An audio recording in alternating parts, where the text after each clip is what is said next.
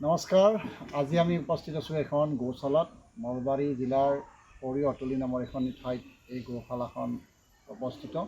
আৰু এই গৌশালাখনত আহিয়ে আমাৰ এনেকুৱা এটা পৰিৱেশৰ মাজত সোমাই ইমান প্ৰাকৃতিকভাৱে সৌন্দৰ্যশালী এই জেগাখন প্ৰৱেশ কৰি নিজৰে খুব ভাল লাগি গ'ল।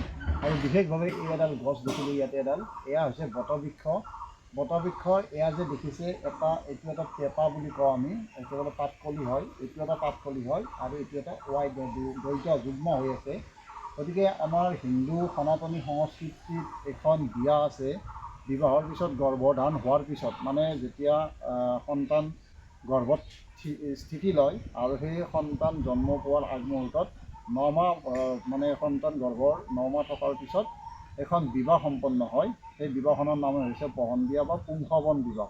আৰু এই পুংসৱনত বিশেষভাৱে এই বটবৃক্ষৰ আগটো লাগে, দ্বৈতভাৱে থকা আগটো লাগে। আৰু ইয়াতে এই বটবৃক্ষ দুটাকে আৰু পুৰুষ আৰু মহিলা হিচাপে ধাৰণা কৰা হয়। এইটো যে দীঘল পেঁপাটো দেখিছে এইটো পুৰুষ, আৰু এইটো যে সৰু চুটিটো দেখিছে এইটো মহিলা।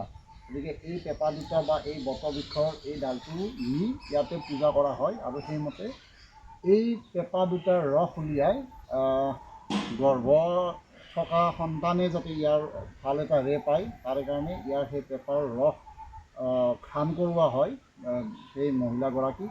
আৰু এইটো এটা বৈদিক নিয়ম, সনাতনী সংস্কৃতিৰ নিয়ম। বৰ্তমান সময়ত কালৰ ক্ষেত্ৰত এই বিবাহখন মোটামুটিভাৱে দুষ্প্ৰাপ্য।